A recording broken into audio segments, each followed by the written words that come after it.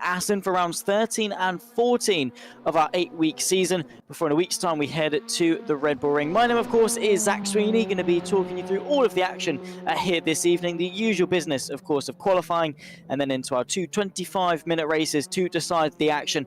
Let's have a quick rundown, though, of how things are racking up in the championship because, as always, it's as close as ever. There you can see Gregor Hudek just 5 points clear of Lloyd Biddulph, themselves 52 ahead of Pavel Mukonen and Marvin Mackenberg there in 4th, who I believe, along with his brother Sven, isn't here this evening, so that's going to be some costly ground in the championship. Shaw's Oyster then is looking pretty poised to take his spot in 4th, Nena Vadisavljevic and Sebastian Ray, who's had a really strong season there in 7th.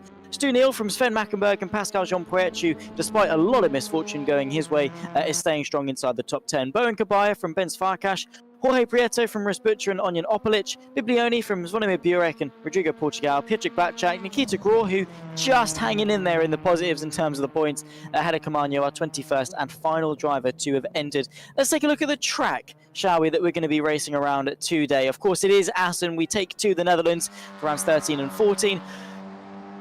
2.8 miles long, and as you can see, fairly technical. A lot of straights and a lot of windy corners, but also particularly in that first sector, very nip and tuck. Turn 1 into 2, then of course it does get quite tight and technical through 3, that long right hander into the hairpin of 4, and should hopefully open the door for some good overtaking opportunities as well. Of course, Assen, as we know, time trial circuit used pretty much across the board in terms of motorsport, mainly bikes of course, but even known things up to supercars to be going around here, racing around and trying to set their best lap times. Of course, we take to it for our penultimate event of the season. Quick reminder, of course, by the way, in terms of the championship and how important it might well be. In fact, we'll get to that in a second because you've got qualifying results to go through. It's Lloyd Biddulph then, in his bids to gain some ground in the championship, 1/10 clear of Pavel Mukonen for pole position. Shaw's Oyster ahead of Pascal Jean-Poetre, make it 3 of the 4 Unlimited Esports inside the front 2 rows. Gregor Hudek in 5th ahead of Nena Vadisavljevic for row 3. Sebastian Ray ahead of Boyan Kabaya, Stu Neal and Onion Opalic ahead of Jorge Prieto, our 11th and final driver. And a huge hit for Gregor Hudek. 5 points between himself and Lloyd Biddulph in the championship. A quick reminder, seasons 1 and 2 of STC went the way of Lloyd Biddulph. Season 3 went to Gregor Hudek's teammate of Gaspar Mrak, and this was his time to shine. He has come into this as the favourite. He currently leads the way, but with 20 kilos of ballast, which is 5 kilos extra compared to what Lloyd Biddulph is carrying. Maybe that was the difference. Maybe Assen is just a circuit that doesn't quite lend as well to the Slovenian. Whatever the issue is, Shaw's Oyster, Gregor Hudek is going to need to make up some pretty substantial ground over the duration of the 2 races. In terms of the prizes, then of course, as we've all come to know and love, thanks of course to our sponsors of Stu Udressi's Garage and Garage DuPont, both of them based in Switzerland. All their relevant details in the description below, so make sure to go and show them some love. But as I say, in terms of the points that then eventually lead to prizes, first place gets themselves 200 Great British Pounds cold hard cash. Second place gets 125. With third place getting themselves £75 in cash. That's a lot of smackaroonies on the run-up to the holiday season, and some that I'm sure are going to be very welcomed by the championship-winning drivers, and of course the second and third place guys as well. But the prize and the biggest prize is first, but the main aim, of course, is going to be that big championship, and the big 2 that are going to be in contest for it: Gregor Hudek and of course Lloyd Biddulph. Don't forget, of course, we have got the attendance prize draw of 2 T6 t-shirts as well. Say that 5 times fast. Of course, I've got one on the way now. I think I said this last week, so I can't be too harsh. And I will give the new year, right? I'll give you a performance rating. I'll give you the juicy deets, but make sure you're buying yourself some anyway. Head over to the T6 merch store over on Etsy and have a little look at the variety of products that we've got on offer. That most certainly is an interesting way of leaving the pit lane, whoever that is behind Lloyd Biddulph. Yeah, and Loibidov very quickly making his way back into pit lane, strangely enough. But nonetheless, that's the points and the stakes that we've got in offer. Of course, we've got the double champion going for his third. And the returning driver from Season 3 going for his first, trying to make it 2 of the teammates to go in consecutive seasons. Loibidov, though, I mean, we've been doing this for nearly 2 years here at the Super Touring Championship, right? And he has a chance, an opportunity, especially after getting that pole position point. So even before the race has started, he's taken a point out of Gregor Kudek's lead to go for a 75% championship win rate, which is insane. And the only championship he thus far hasn't won, obviously with an asterisk next to that, because, you know, he's not won this one. He might. He's got a good chance of doing it, but the only championship he lost was the one he didn't take part in. He took a sabbatical for Season 3 to focus on other avenues in R-Factor 2 and etc. So Loibidov is going to be starting race 1 on pole position, and he is going to be trying to vie ever closer to take the championship fight all the way down to the final round at the Red Bull Ring. It's 4 points between the pair of them heading into race number 1. We're just waiting, of course, for the session to tick its way over onto the formation.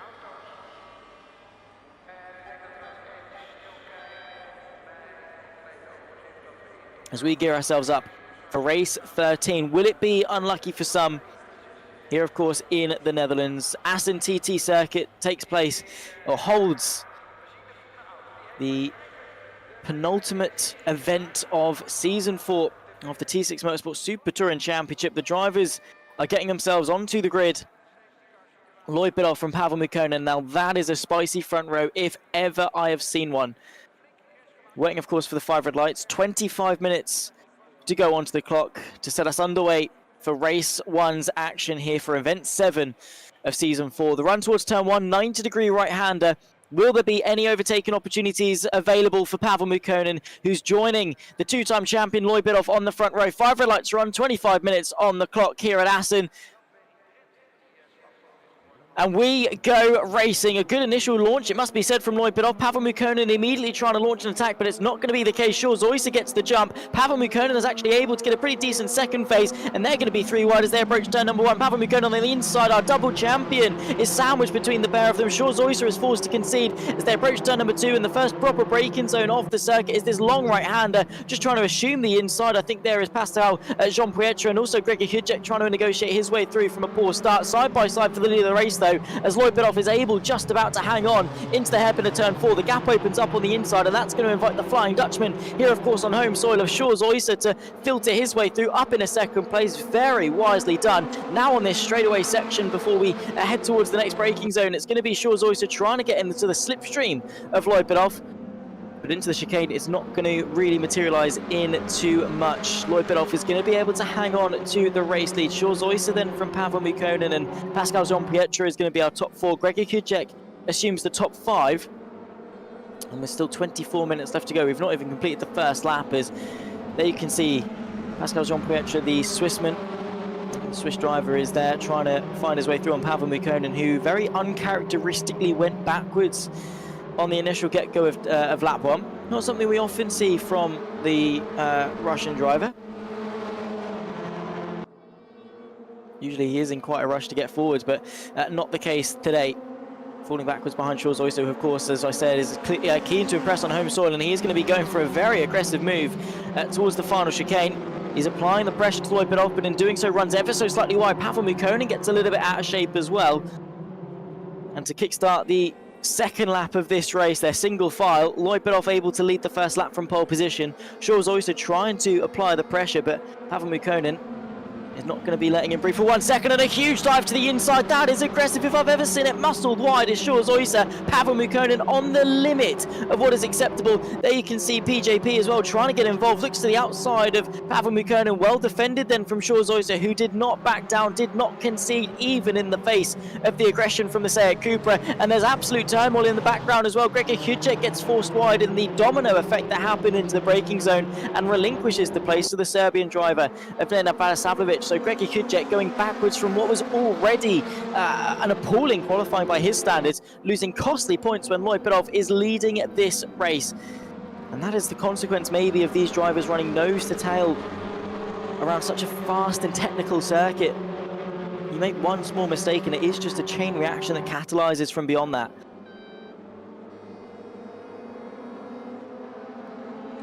But what a race this is turning itself into being. Of course, the flow around here, fantastic, but even though it is only a 25-minute race, you still have to be mindful of the tyre degradation. It is still there, and you still can overwork the tyres. A lot of very quick changes of direction, the flicks left and flicks right, and of course the chicanes here as well, going to be wearing down those front tyres. You've got to make sure you've got enough left to use at the end of the race. No hybrid deployment or anything like that. It is just going to be a case of tyre management and also consistency and pace more so. But if you're able to maintain that longevity and not take up too much of your tyres this early on in the race, you're going to be doing yourself a lot of favours come the end of it. Pavel Mukkonen, by the way, is side-by-side with Pascal Jean-Pietre. The Swiss driver looks on the inside of Pavel Mukkonen, who does try to go to the outside, but that doesn't really work. And look at the backwards momentum that swings the way of Valis Savlovic, who now looks very aggressively to the inside of turn number 3. It's long right hand, almost double apex. You nip in early initially, let the car drift out wide, then bring it back underneath for that late apex to set you up for this hairpin, where the exit is all important. Pavel Mukkonen, though, setting himself up on the inside of PJP, who does get the drive off the corner, but the slipstream still going to work the way of Pavel Mukkonen, who has got really good stead in order to take third place in the championship with the absence of Marvin Mackenberg this evening, gain some points on him and solidify himself going into the Red Bull Ring round in a week's time.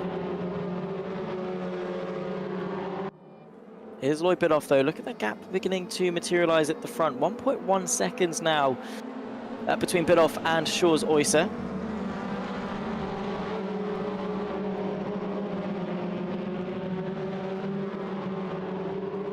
Bring it back down to just under a second actually, maybe a slight mistake from Biddulph. Shaw's Oyster able to ever so slightly close the gap, and that's Gregor Kudjek under pressure from Stu Neal. So of course Stu Neal, a driver that's having a pretty standout season, a number of top 10 finishes thus far, is now actually trying to apply the pressure onto the championship leader, and does so. Looks to the inside as the space opens up, but it's long left-hander of Ramchok is not really the place that you want to be going for a move. At least from sort of that half-heartedly back. If you're already alongside, then you know it's fair game, but in that situation, not particularly the way you want to go about it. Sebastian Ray versus Rus Butcher as well, by the way, they're in the background. I think Sebastian Ray is going to have to concede to Butcher, but running wide, missing the apex, that is a costly game. Taking the race line, Sebastian Ray forces his way back up the inside to launch a counter-attack. Look at Boyan Kabaya as well in that Seat Cupra, trying to find his way on the inside. Of course, eventually it'll be the outside for the hairpin, and Sebastian Ray muscles his way through. As the inside still open up though for an absolute almighty send from Rus Butcher. It is still, there's contact, and Sebastian Ray gets sent wide, and the effort for a cutback by Kabaya goes through to take the pair of them. Beautifully done from Kabaya, the Serbian driver, in order to read that perfectly, take the racing line and get underneath two combating drivers to work his way into 8th place. Now towards the next chicane, and that was expertly done.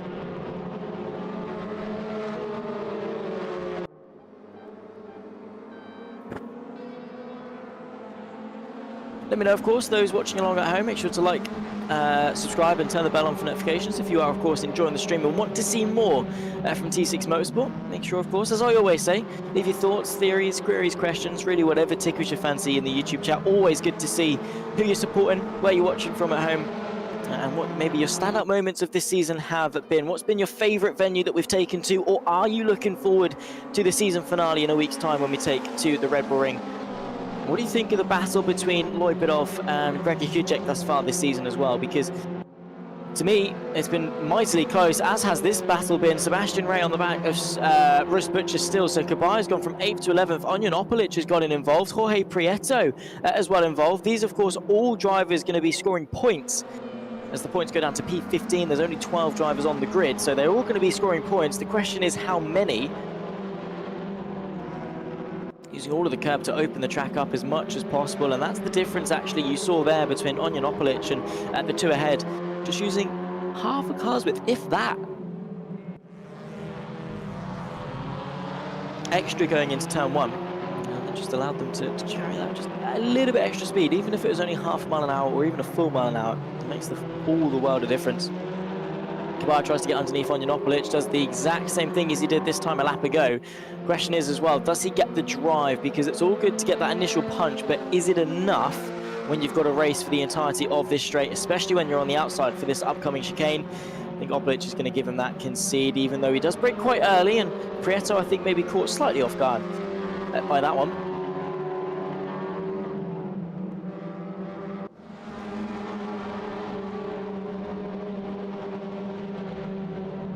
Not really much of a fight at the front. Bidoff is now 1.4 seconds clear of Shaw's Oyster. This is Pavel Mukonen on the back PJP, Pascal Jean-Pietre, who, as we know, is a phenomenal driver. All of them are on the back of Shaw's Oyster as well. The home hero here at the Netherlands, even though the curves look more like Luxembourg, but that's fine, we'll gloss over that. We can see what they were trying to do, but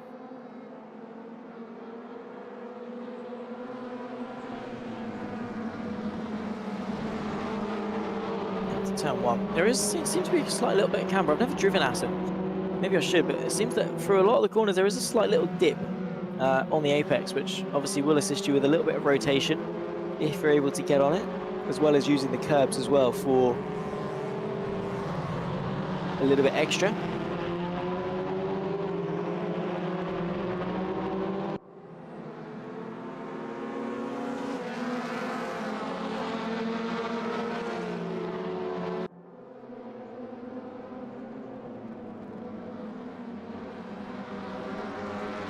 Not the best of runs through the chicane there from Shaw's Oyster, and I think that is going to allow Pascal to close in ever so slightly more, but again, you run out of basically straight before you get to the next corner, and it is quite a quick one, and not one that you can particularly go for much of a launch up the inside. Then through this quick flick to the left as well, it's a lot of medium speed corners where, fair enough, you are able to make a difference and drive quicker through them.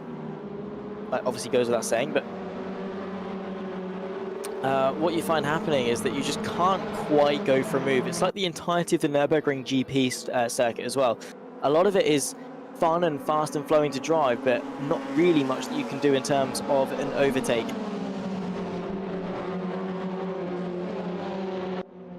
This final chicane is a decent opportunity to do so. We've got to fight further back. Sebastian Ray doing battle with Russ Butcher once more, and the German driver tries to set it up, tries to get the up and under going into the final chicane. Nicely executed, as well as Boyan Kabay getting back into the mix. Which way is he going to go as they decide this battle? Sebastian Ray to the outside. Beautifully done from the driver that's contesting for one of the top 7 spaces in the championship. Russ Butcher doesn't quite make the best exit, and that's going to demote him behind Boyan Kabay and into 10th place. So Sebastian Ray, excellently done. I was going to say expertly and excellently at the same time, which doesn't work.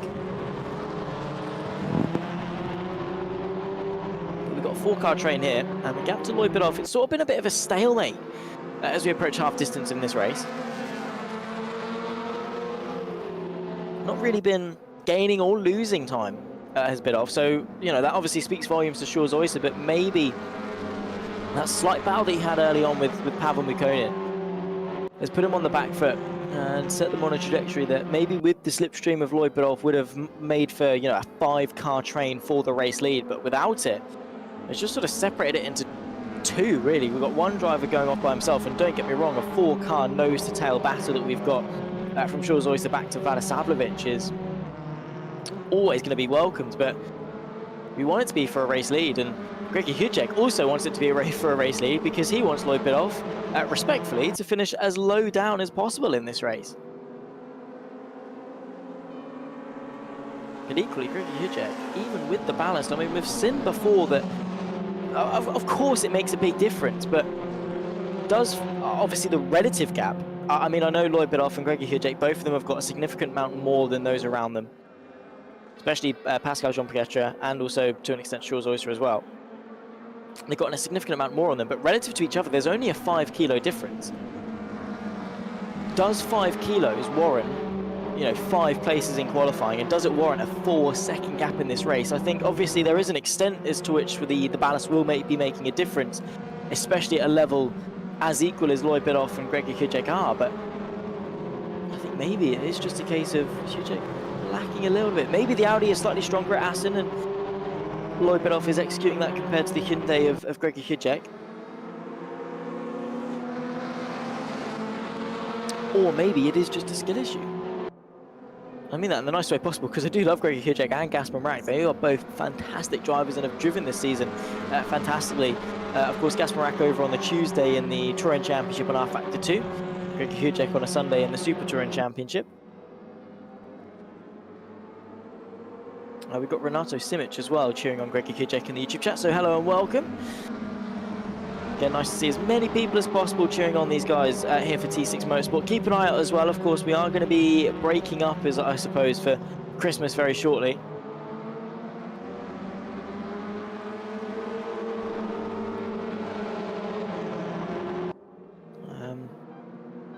And then after that, we'll be making our way into the exciting prospect that is 2025.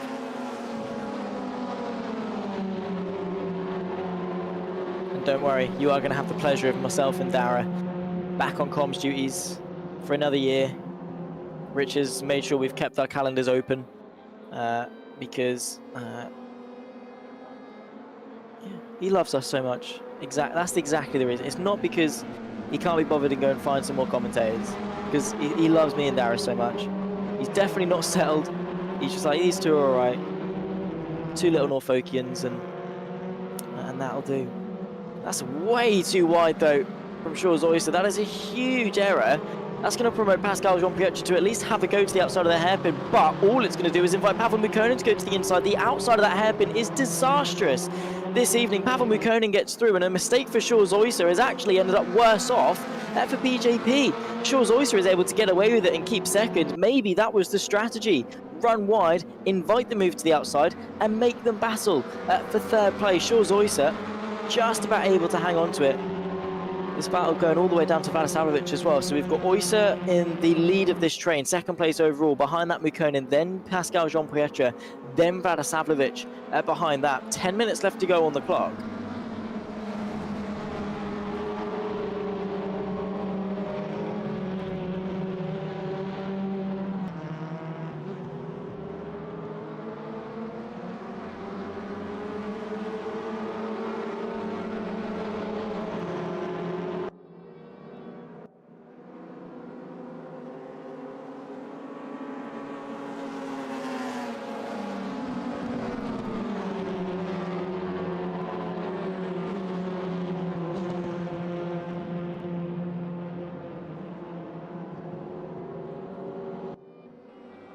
Nine minutes and 20 seconds left to go, by the way. This race has flown by, honestly.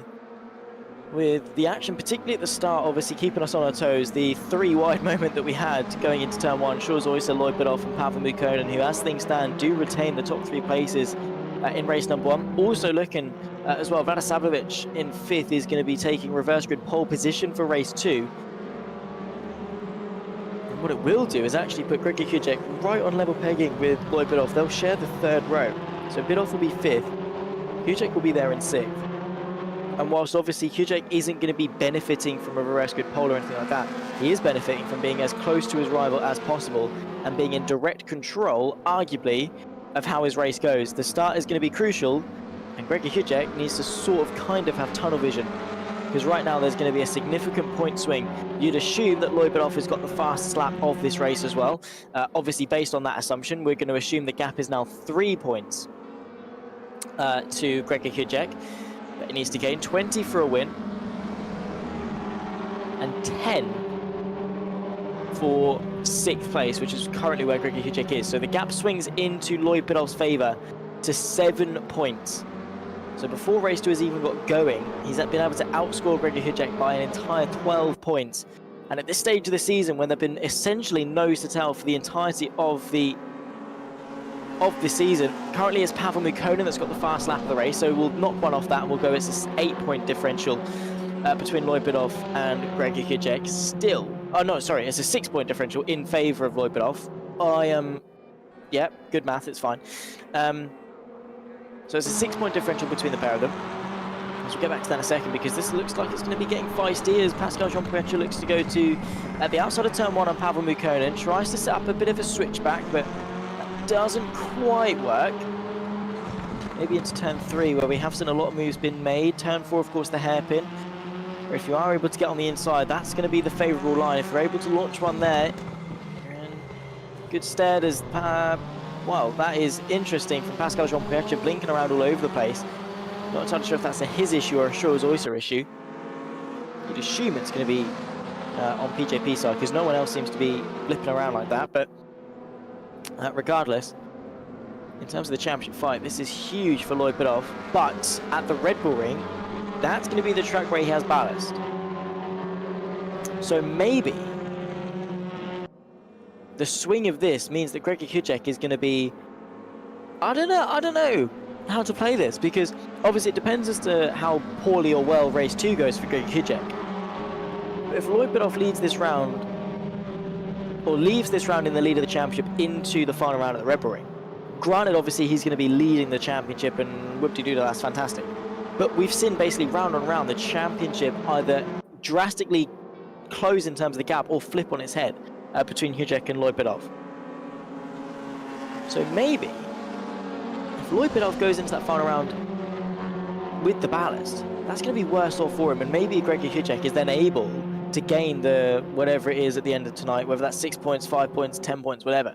Maybe it's then able to re-flip on the head, because I know full well race room touring cars at the Red Bull Ring is always going to be carnage. It's always going to be a bit of chaos. It's always going to be a bit of fun. You throw in the fact that McEnroes could be back, maybe a Benz Farkash returns for the final round, and straight away you've got a very unpredictable finale.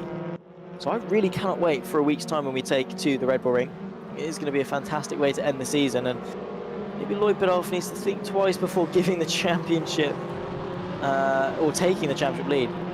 Maybe there's going to be a bit of tactics in that. Do you actually want to lead the championship going into the final round if you're Gregor Kujek or Lloyd Biddulph? How big of a difference does that ballast make at a circuit like the Red Bull Ring, where you've got a lot of acceleration zones, a lot of braking zones, so that ballast is going to be making a difference to the inertia of the car. And also, you know, turns 6 and 7, quick changes of direction. The 2 final corners, quick changes of direction, where ballast is key. And when you've only got 10 corners at the Red Bull Ring, each of them accounts for 10% of the total lap time of the lap, right? So it's a big difference and a big place to have ballast at. All I'm saying is keep an eye on us. Oh my word! Pascal Jean-Pierre getting a huge snap of oversteer. I think ever so slightly running wide and nipping a wheel onto the grass and going sideways that way, but able to hang on to it. What that's going to do is allow Vlada Savlovic, or sorry, I should say that was Gregor Kujek getting a bit... No, it wasn't. No, I'm losing my marbles. Pavel Mukonen is on the back of Schwarz Oyster. Vlada Savlovic was lining up a move on PJP. Let's see if there's going to be any change for second place, as the gap at the front is now 2 seconds. With just 4 minutes left in race number 1.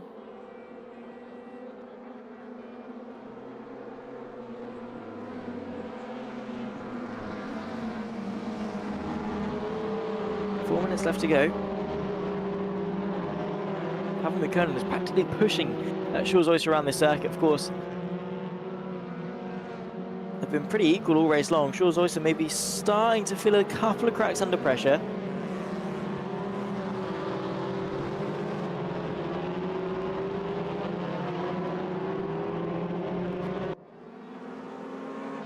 Lloyd Biddulph is just calm, controlled, composed, comfortable, all the C's race, really, for our double champion. He's just not obviously been comfortable in the sense that he can get complacent. That's a huge bit of aggression from Pavel Mukonen through that chicane. Turning a bit too early, maybe blindsided a little bit by being too close to the rear end of Schwarz Oyster, so missing his references ever so slightly. But back to Biddulph, yeah, our double champion. Just he's not been comfortable in the same way that he can get complacent. Because 2 seconds in the grand scheme of things isn't a lot, but he's done enough, and he's just churned in the laps, not allowed himself to sort of be, you know, tunnel vision in his mirrors. He's focused on what is ahead of him, which is racetrack to go quickly on, and that's what he does best.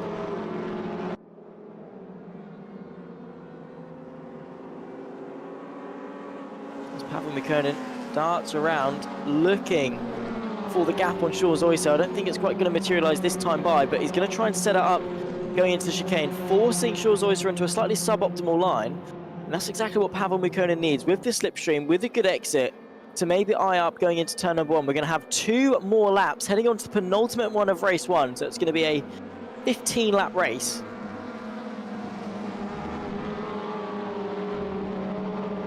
Through 1 into 2, stark similarity, I should say, between sort of turn 3 here and turn 2. Anyone been to Ella Park Raceway in Beccles, those that maybe race karts in the UK might know that one.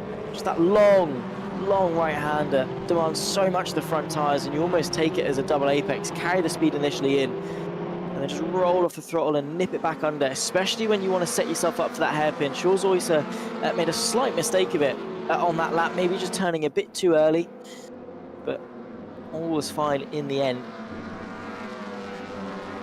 It just seems that Pavel Mukkonen not quite able. Definitely not that he's not willing, because trust me, Pavel Mukkonen is never unwilling. Double negative, it gets confusing. He's always willing, we'll go with that one, double positive, to go for a move. No matter what, if he sees a gap, he's going to go for it. He's not one to go, you know what, I'll sit behind for a lap or 2. If there's a gap, he'll go for it. Trust me, if he hasn't had a go at Shaw's Oyster in this race, it's because there's never been an opportunity to go for a move on Shaw's Oyster at some point in this race. He has tried everything.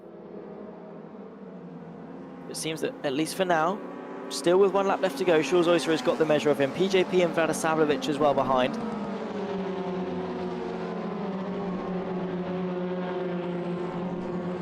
Into the chicane for the penultimate time. Pavel Mukkonen, you just can't really eye up a move into that first part. It's almost disastrous because you want to carry that momentum. And if you do anything to hamper that, i.e. you have to then be backed out of the move and take that not only slower because you've had to slam on the brakes, but also tighter because you're offline, you're going to lose maybe half a second, 3/4 of a second to the driver in front, if not more.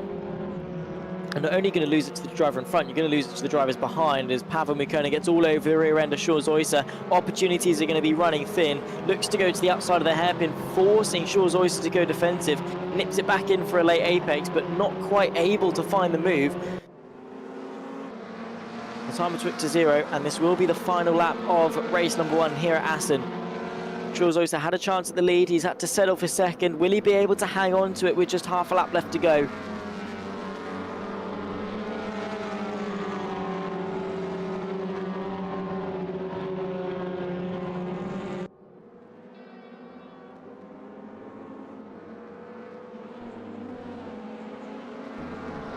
He's looking for it. You can barely see the Seat Cupra tucked in behind the Hyundai. As to how close that he is running. The trust that these two drivers have put in each other, lap in, lap out, to run this close and do it cleanly. Of course, it is always aggressive. We wouldn't want it any other way between Shaw's Oyster and Pavel Mukkonen. 2 highlights of this championship. He's trying everything, is Pavel Mukkonen, using all of the track and then some. Final couple of corners is anything, can anything materialize for the Russian driver, but our focus has to turn to this man right here. Lloyd Biddulph, our 2-time Super Touring champion here at Assen, takes the lead of the championship with race victory here for race number 1. Shaw's Oyster brings it home in second on home soil, ahead of course of Pavel Mukkonen, who tried, unfortunately failed, at least for the first edition of this evening. Pascal Jean-Pierre from Vlada Savlovic, the top 5, as that's the reverse grid situation. It'll be Vlada Savlovic from Jean-Pierre from Mukkonen, Shaw's Oyster and Biddulph. Front 3 rows made up then with Hujek in 6th from Neil, then Kabaya, Ray, Butcher, Prieto and Opelic, etc. Just waiting for the Serbian driver to make his way across the line. And there you can see confirmation. Pavel Mukkonen gets the fast lap of the race, but not by much. We had the entirety of, well, the top 8 drivers all within the same second of the fast lap, all within the 43s, showing the, well, sheer competition that we've got for this championship. But Lloyd Biddulph does take the victory. I'm going to step away for a second. We've got a few minutes before we go ahead for race 2.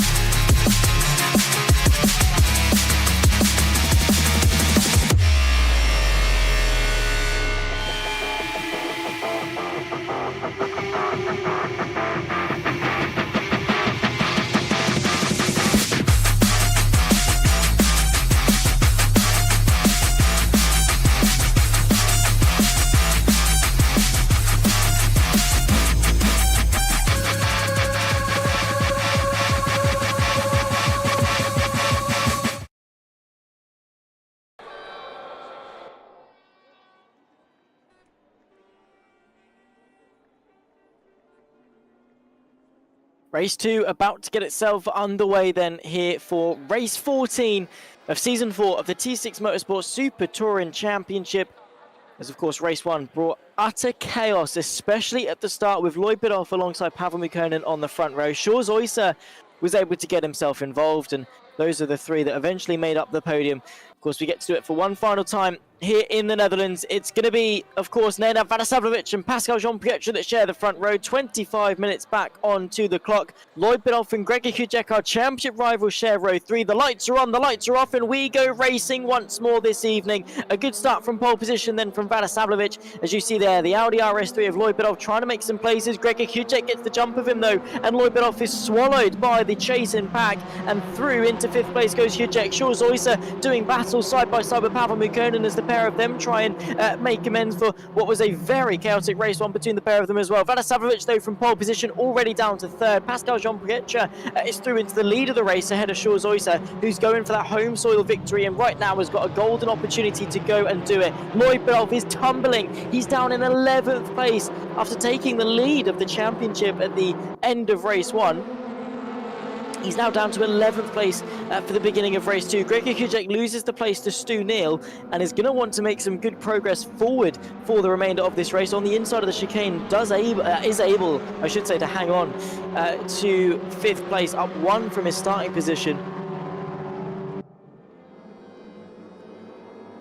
A disastrous start from Vadisavljevic as well, from pole position, for a driver that I always bang on about being so good at defensive driving.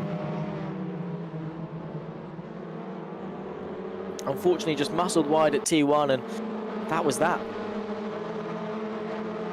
Let's see if Lloyd Biddulph is able to make an ascension through the grid, though. He's got Onion Opelic for his first target. Be interesting to track as the race develops, because overtaking in race 1 did prove to be a little bit difficult. Maybe it'll be a different story in race 2. That is wide. That's Stu Neal under pressure now from Gregor Hudek, who's going to look to go to the outside of the chicane. Braking later does the Slovenian and through into 5th. That is a man that knows the championship is on the line, driving with his heart on the line. And with 23 minutes left to go, lap 1 of race 2 in the books. It was a 15-lap race 1. I think we're going to be looking for something in a similar vein for race number 2 as well. Lloyd Biddulph is through on Opelic. Jorge Prieto is there as well. There's a bit of contact to the rear end there. Lloyd Biddulph getting a little bit argy-bargy on the back of Boyan Kabaya. Oh, wow! Goodness me, Kabaya straight into the side of Rus Butcher and has completely butchered him going into turn number 4. That was it looked to be a mistake, maybe defending from Lloyd Biddulph and just forgetting to brake, but in doing so has played bowling with the Hyundai, and that's going to drop them all the way down. That promotes Lloyd Biddulph up 2 places into 8th, closing the gap to Gregor Hudek. Pavel Mukkonen now on the back. This is the lead fight, by the way. It's PJP from Shores Oyser from Pavel Mukkonen. To memory, PJP hasn't won a race thus far this season. He's had a lot of misfortune, and firing back with a race victory would be such a way to, at the very least, highlight this season, which has definitely had a lot of lows. Pavel Mukkonen, though, on the back of Shores Oyser, he tried for pretty much 18 minutes of race 1. This time, at least, he's got 22 minutes of race 2 left to do it, plus, of course, the pair of them trying to battle for the lead.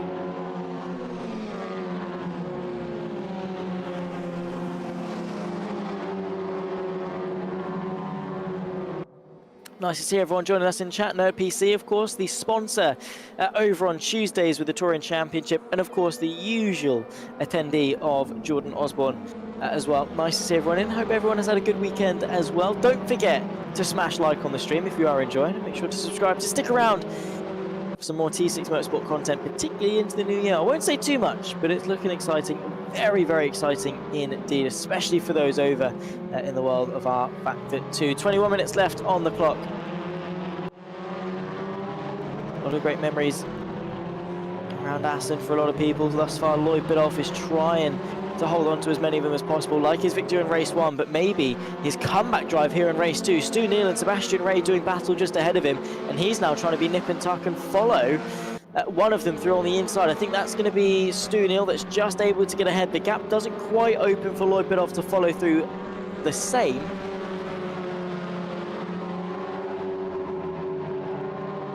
But he is there, and definitely looking very, very naughty.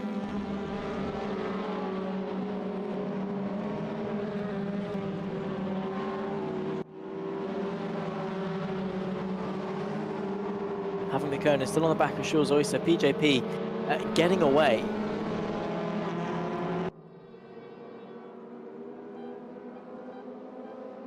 The only driver of this three, by the way, to have the effective ballast is going to be Happe Mikkonen. He's got 10 kilos extra strapped onto that Seat Cupra, which might not sound like a lot, but it does make a difference. Maybe that is the difference that's preventing him from overtaking. However, a good run out of that chicane there definitely gives him an opportunity. We've seen before he's aggressive into that first corner. Will he be aggressive again? Loipidov trying to work his way through on the pair of Sebastian Ray and Stu Neal, who are both still doing battle as we approach turn number one. Loipidov, of course, on the outside, I assume, is going to be trying to go for an up and under on both of them. Sebastian Ray is late on the brakes, tries to force the Hyundai to the outside of the circuit. Loipidov tries to get underneath. The intent was there. He's going to try and do it into turn number three, but once again, the door's shut. Onion Opolic is now closing back in, and this is disastrous for Loipidov for the rest of this race to set the tone. He needs to be clearing through on these two as soon as possible. The gap just isn't opening up. It's hard enough to fabricate a move under normal circumstances, let alone when they're running most of the track, you know, or at least in any of the designated overtaking opportunities side by side. And Loipidov has just got such a hard time about him. Once he clears Sebastian Ray, he might be looking a little bit better, but if you're sort of Sebastian Ray, you're not thinking that Loipidov's going to find a way through one way or another. Why don't I use him to find my way through on Stu Neal? Definitely something that would be going through my head, because realistically, and don't get me wrong, Sebastian Ray has had a fantastic season. I think he is a fantastic driver, but with 18 minutes left on the clock, I don't really think you're keeping Loipidov behind.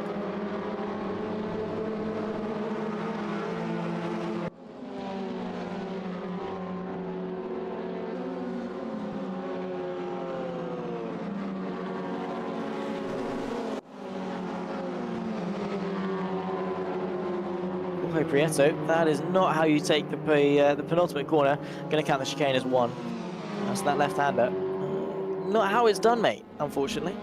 Although I'm definitely not one to talk about driving. Me and Rich are having this conversation pre-broadcast. I do voice my opinions on these broadcasts, knowing full well that if I was on this grid, I would get absolutely eaten alive by every one of these guys. Maybe we do need to have a special edition during the off-season or whatever, me on the grid, well, enough said.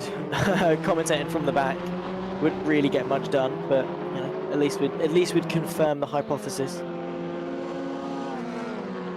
Either that, or I'd mingle and be, you know, try and go for a good move and then just completely kill about 3 people. And in doing so, ruin any relationship I ever had with any of these drivers. That's just how it's playing in my head. Of course, if you do want to see that, let us know. It would be nice to get on track, even if it would be about a million seconds off the pace.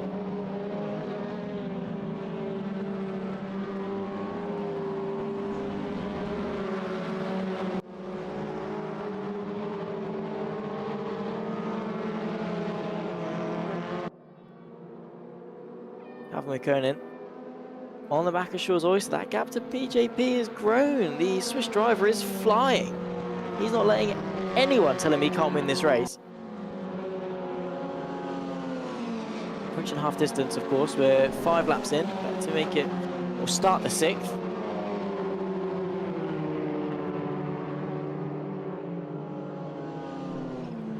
It's a bit wide. And that is going to open the door for Loipidov. For slow-running Stu Neal, immediately capitalised on by Loipidov, who gave just enough going into the chicane that if he needed to, he could power his way through. It's going to be the outside for turn 1, though. Swoops his way to the outside, and that is why that young man is a double champion in this season, in this championship, and could well be going for his 3rd in season 4. 6th place now for Loipidov. Gregor Hujek is 4th, so the gap will close. It was 6 points we worked it out to be after race number 1. As things stand, the gap 4th place gets themselves 13, 6th place gets 10, so it is going to be a 1-point differential in favour of Lloyd Biddulph. If he's able to get the fastest lap, they're going to go into the final round of the season tied on points. Now, which way does the ballast go if they're tied on points?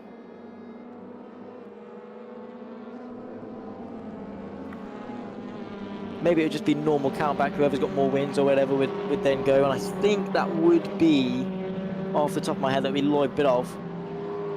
It would be to most wins, yeah, so the championship would be ordered by most wins, and thus so too would be the ballast. It'd be interesting to see then what a championship finale that would be, and it would make my life a lot easier with the maths, who finishes ahead of who. Obviously pole points, fastest lap points, all those sorts of things to be considered as well, but what a season this is. I mean, I don't want it to end because of how good it's been, but at the same time I want to see the conclusion, and I want to see that finale. Thus far though, obviously the fantastic run at the front from PJ has meant that he's got the fastest lap of this race. I imagine it's probably in the vein of a low 43. You can see there Pavel Mukonen's best lap of 43.2. Fast lap in race 1 of 43.04 something.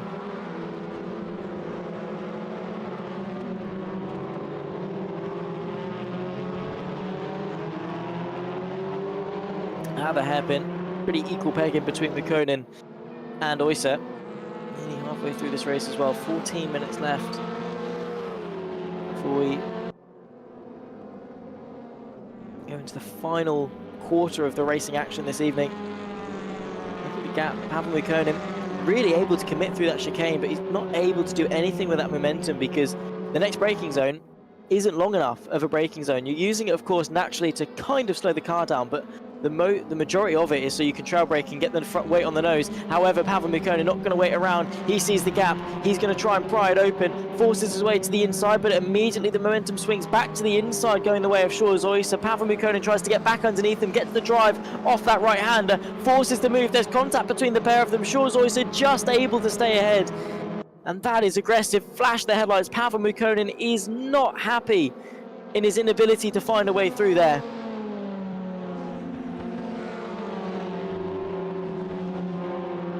The levels that these drivers will go to, defensive going Shores Oyser, parking it in the middle before slowly moving it back over to the racing line, catching Mukonen off guard. I'm sure Mukonen would argue that was moving under braking. It's allowed the gap to be pried open to about 0.7 of a second, make that 8 as they embark onto their 8th tour of Assen for race 2.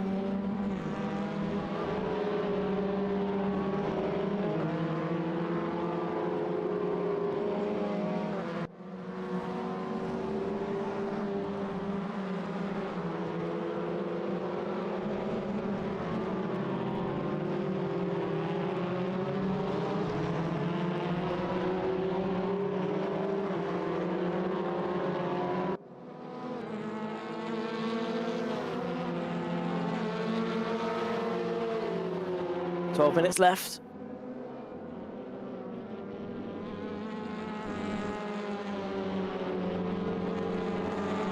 PJP from Oyser, Mukonen, Kucek and Vadisavljevic, the top 5. Although, realistically, the only changes are going to be happening inside the top 4. Gregor Kucek, by the way, that is that car on the back of Pavel Mukonen. This pace has come from somewhere. In race 2, he's finding it. He was nowhere near Pavel Mukonen or Shores Oyser in race 1. Obviously, they have been helping him with the battling of the last couple of laps, but yeah, Kucek, knowing that he needs to gain some points in the championship, or at least limit the damage going into that final round, because at this stage of the season, I've said it right at the back of Donington Park, hindsight is a killer. And at this point in the season, you're looking back and you're thinking, I could have got a couple more points there. Could have got a couple here, and a couple every round, you know, adds up. We're 6 rounds in, a couple every round, you know, that's a good 12-point swing, you know, at the minimum end of things. Pavel Mukonen looks to the inside of turn number 1, by the way. He's on the brakes for long enough to slide his way to the inside, but immediately back underneath him goes Shores Oyser. They are going to just ever so slightly remain side by side, but for not very long. Shores Oyser, a drive-through penalty for ignoring slow-down warnings. and the Flying Dutchman on home soil after a podium in race 1. It's all coming undone, and now that opens the door, maybe for Gregor Hüjek, not only to finish on the podium, but also to finish second place as well. And that's all kicked off. So Charles Oyster, I assume the penalty was for exceeding track limits, must have been going into the chicane. Gets another slowdown that has to relinquish the place both to Hüjek and to Mukkonen. They're side by side into chicane. Hüjek is not going to back down at all. That is a man with a championship on the line. He goes sideways. Mukkonen does not back down through that chicane.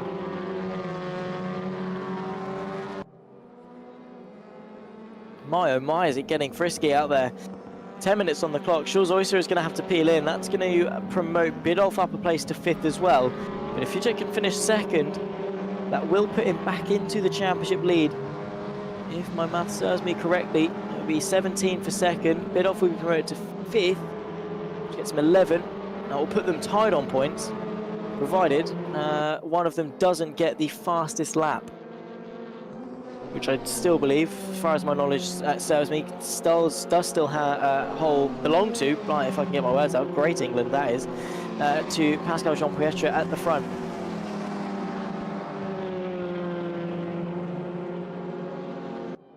Nine minutes 20 on the clock. So either Hüjek pulls his finger out and finishes 2nd and gets the fastest lap, or goes into the final round of the championship on the back foot. But maybe is it the back foot, because the points are close, so much so that it should in theory still be who finishes ahead of who. But he will have the advantage in terms of ballast. If maybe you're Gregor Hüjek, you're thinking, well, maybe it's not so bad. Maybe I'll just finish 2nd, high on points. Most wins, I think is going to be Lloyd Biddulph. Really do need me one of the Darragh Thacker spreadsheets. Should have made one to track our way through this season. Off the top of my head, I think Gregor Hüjek has had a slightly more consistent season. Lloyd Biddulph has been able to get those out-and-out wins. Either way, maybe Gregor Hüjek and Lloyd Biddulph as well. Yeah, equally swings both ways, right? That's the side-by-side. That's Onion Oplic versus Russ Butcher, who looks to the outside of the chicane. Does it get a bit of understeer? Runs off track ever so slightly. Brings it back on over the curbs, but the sweeping nature allowed Onion Oplic to just stay ahead. 4 places from his starting position, up to 8th place for Oplic. Despite the fact that he was down in P11 at the beginning, he's worked his way forwards. Russ Butcher finds his way back through almost immediately.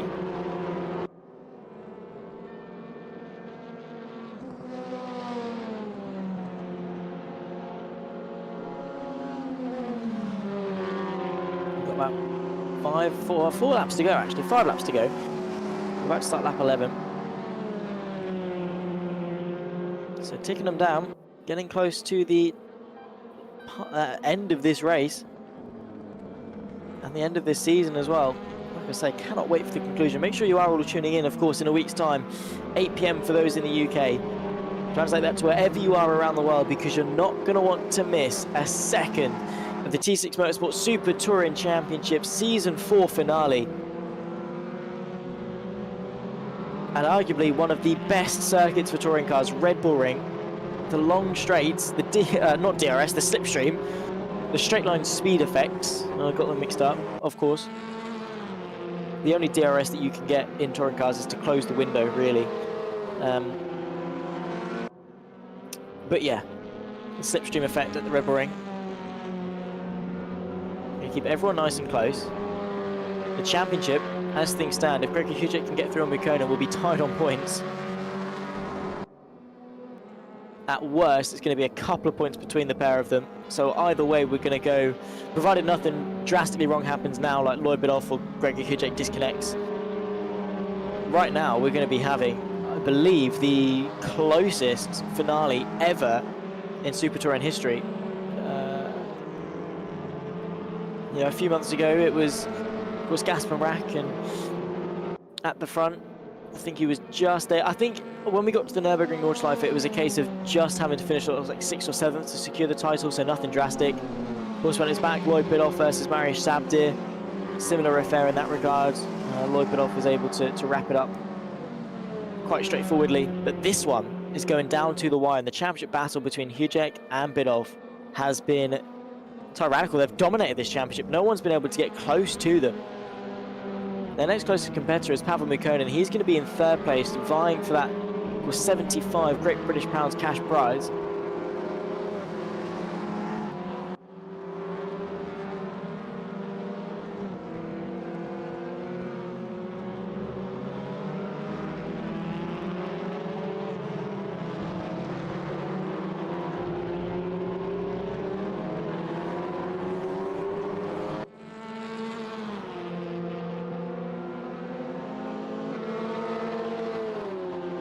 Slipstream, Gregor Kucek towards the chicane. Again, there's just not really much that you can do. He's going to give it a look anyway. I think more what he's trying to do is fill the mirrors of Pavel Mukkonen and try and get in his head, give him a mind punt. And what I mean by that, of course, is where you try and force the driver in front of you into a mistake. So you're not actually going for a move, but you're making them think that you might. And in doing so, they'd be a little bit more on the ear of caution and just sort of go, oh, leave a little bit of room on the inside just in case. And then that's when you nip your way on the inside, especially going into turn 4, that hairpin, where we know the outside is very disadvantageous. If you can go for a mind punt in there, nip it on the inside, brake just late enough that it looks like you're going for a move, but early enough that you're going to make the corner, force them to give you some space, up the inside and away you go. Of course, it's very easy for me to say that up here in the commentary box, and by up here in the commentary box I mean sat in my bedroom. But it's how you can go about it. Fill the mirrors, play the psychological game. Hello to Sergei Mukamov as well in the YouTube chat. Of course, he's busy with some very exciting prospects over in Moscow and really enjoying life. And nice to see that he is still cheering us on here in the YouTube chat.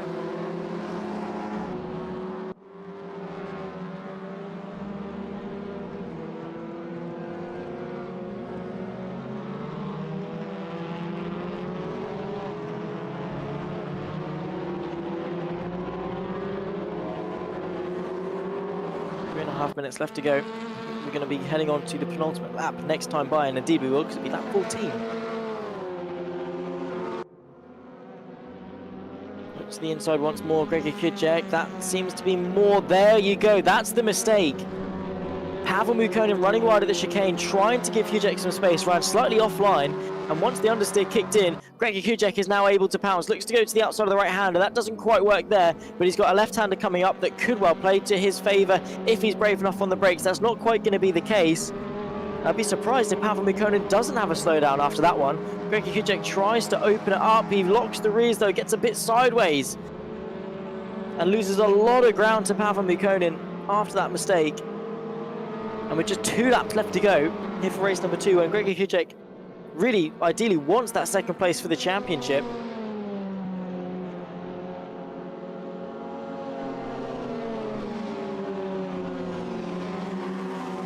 The gap has opened up for Pavel, and like I say, why isn't that a slowdown? Because granted it was a mistake, but he wasn't pushed off, and he definitely still had a lasting advantage by making that mistake. Interesting.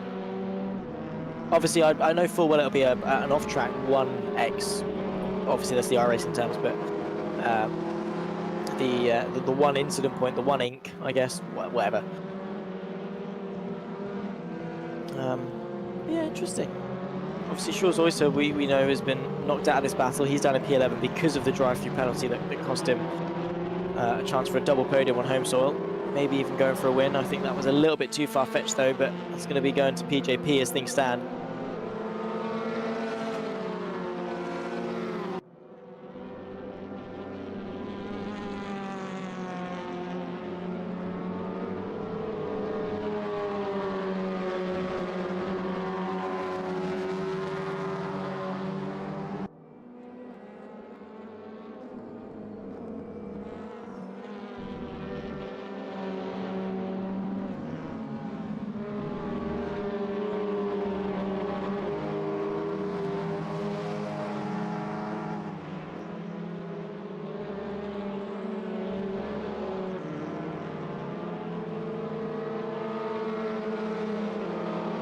One minute left on the clock. We're going to be starting the final lap of this race soon.